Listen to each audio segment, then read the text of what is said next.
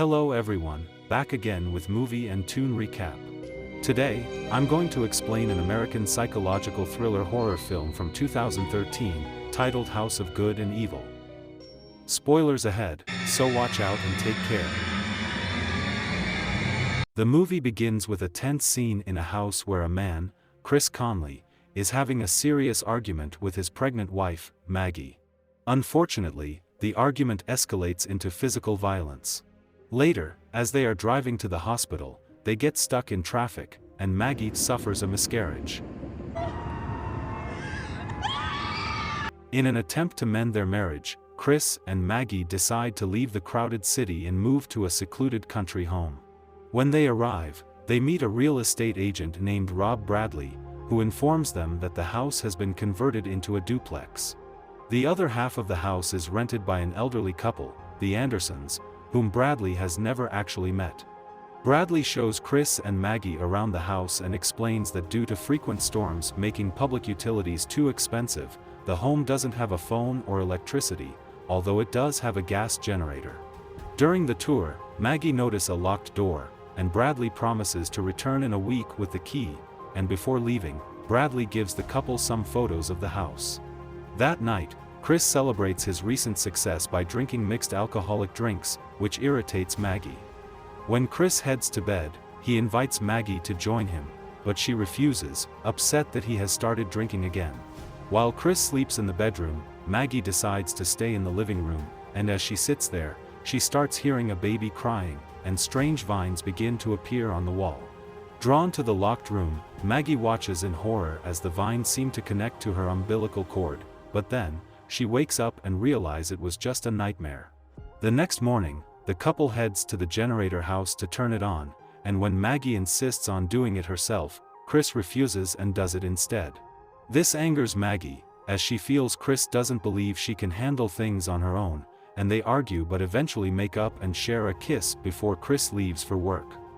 As Maggie begins unpacking, a red light is seen coming from the locked room and Maggie spots a wet substance on the wall. Suddenly, she hears a telephone ringing and tracks the sound to the locked room. She tries to open it but can't, so she hurries downstairs to grab a screwdriver. When she returns, the wet substance on the wall has disappeared.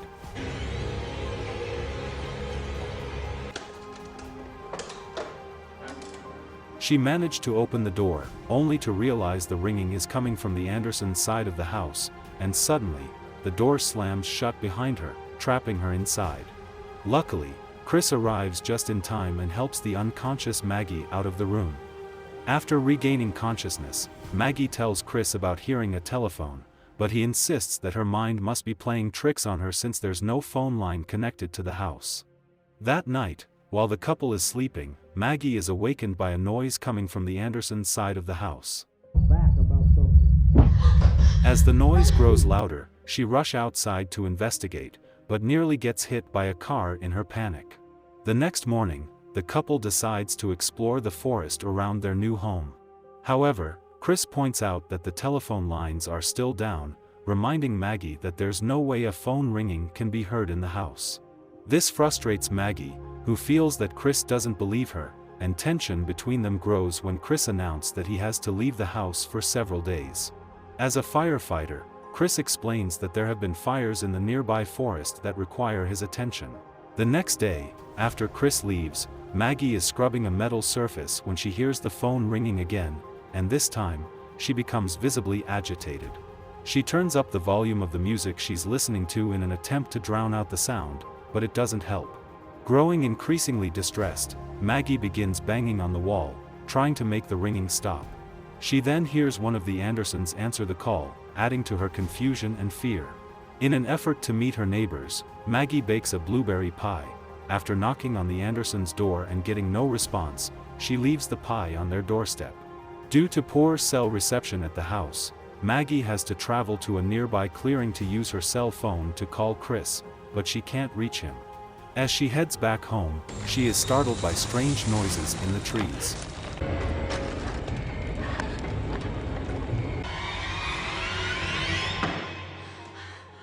When she later checks the Andersons' porch, she discovers the pie is gone.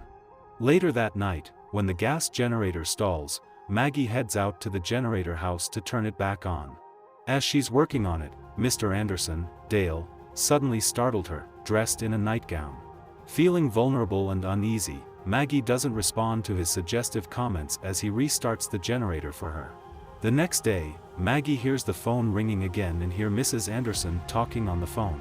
Determined to find out what's going on, Maggie tries to reach out to Mrs. Anderson, but her attempts fail.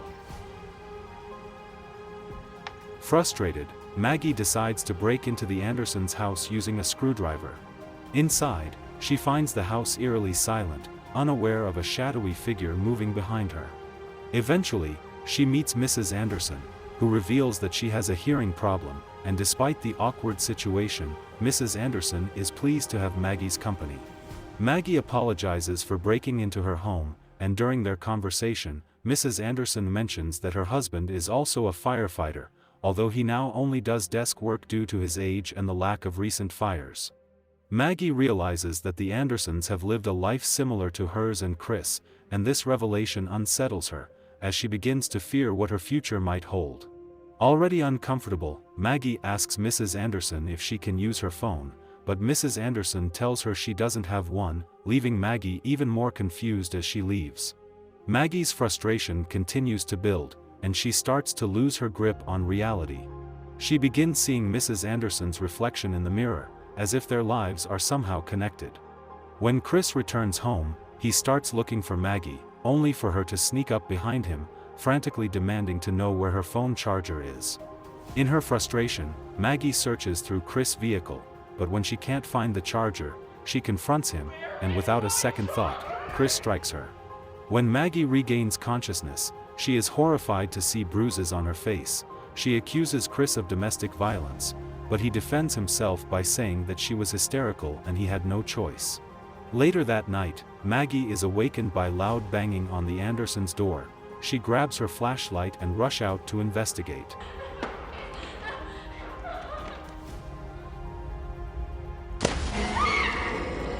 But then Maggie realizes it was just another nightmare.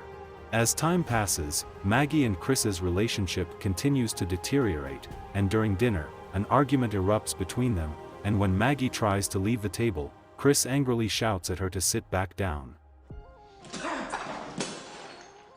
The next day, Maggie and Mrs. Anderson take a walk together around the area, and the elderly woman apologizes for the noise of the previous night. Maggie notices a bruise on Mrs. Anderson's face and learns that Dale, her husband, abuses her in a way that mirrors how Chris has been treating Maggie. Determined to take control of her life, Maggie returns home and confronts Chris. She calls him a violent monster, quoting Mrs. Anderson, before grabbing an axe. Their confrontation turns physical, and Dale becomes involved. He belittles Chris and even offers to kill Maggie. Offended and enraged, Chris attacks Dale, but the old man fatally stabs him. As Dale turns to kill Maggie, Chris, who is not yet dead, intervenes, and while Dale is distracted by Chris, Maggie seizes the opportunity and kills the old man with the axe. She reconciles with Chris in his final moments as he dies in her arms. After spotting Mrs. Anderson through the outside window, Maggie grabs the axe and storms into the house, calling out for Mrs. Anderson. A scream is heard from inside, followed by the sound of repeated thuds. Shortly afterward, Rob Bradley arrives at the house to drop off a key. As he enters, he discovers that the formerly locked room has been turned into a shrine dedicated to Maggie's lost baby. To his horror, he finds Maggie lying in the bedroom, cuddling with Chris' decomposing corpse. It is then revealed that Maggie actually killed Chris shortly after they first moved into the house, and all the events that followed were figments of her imagination. As the police cordon off the house as a crime scene, the real Andersons arrive home, having spent the past 2 weeks in Florida, completely unaware of the horrors that unfolded in their absence.